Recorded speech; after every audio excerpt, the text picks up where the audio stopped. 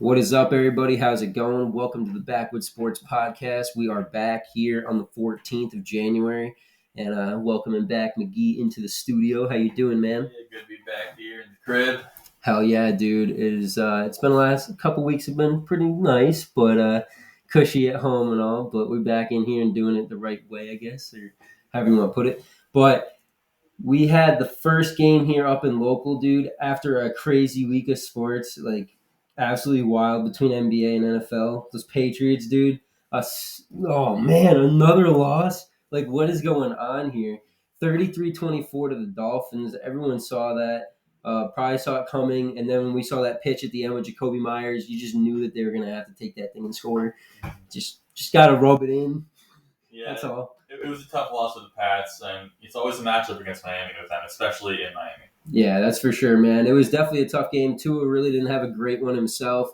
Completed a lot of balls, but just over 100 yards, so kind of had an iffy day.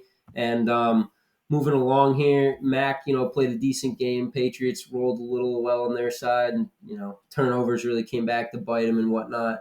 But one man that had a decent day for sure was Hunter Henry yet again, and should show himself again in this playoff matchup. All reliable.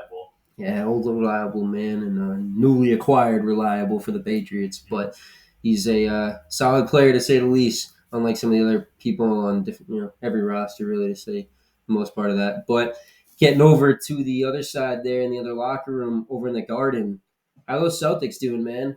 Looking pretty decent. Yeah, looking decent. If I'm talking about Tatum, it's going to depend on the day, to be honest with you. Yeah, that's always the same, book. Same story with them all the time. Yeah, But same. they've been doing pretty well. Won their last three, like you said.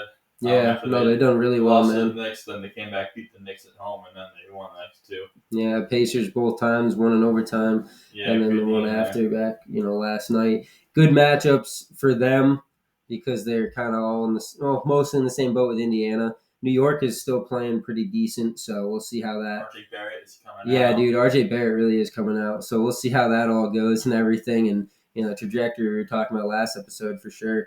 But we'll get over to the other side there with the Bruins and the big news everyone saw. They had 3 wins in a row racked up leading up to Wednesday on the 12th. But then we get over to last night. They got over-reliable. Speaking again about over-reliable, back in the net there, and Tukka Rask finally playing his first game against the Flyers. And if it wasn't for David Pastrnak getting a hat trick damn near off the bat, I think it was by halfway through the second period, if I don't remember correctly, or do.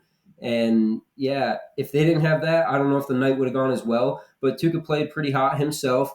Did let in 2 goals in quick, short time, too, after the hat trick had finished off from Pasta. But to say the least, he played shutout ball after that, or puck after that. And it was a good ride for them this last week, and they're looking up. Like I said before, book them for those playoffs, baby, because now with Tukka back and maybe a couple more games in there or however they figure him in, and some rest time and everything to make sure he's good, I really think they're going to make a good run here, folks. They definitely got the roster, and they're healthy enough right now. But that's all we got for the local sports on this side. So we'll catch you guys over on the other side with some absolutely wild Week 18 recap of the NFL and these playoffs as well. Wild card on deck, baby. Let's go.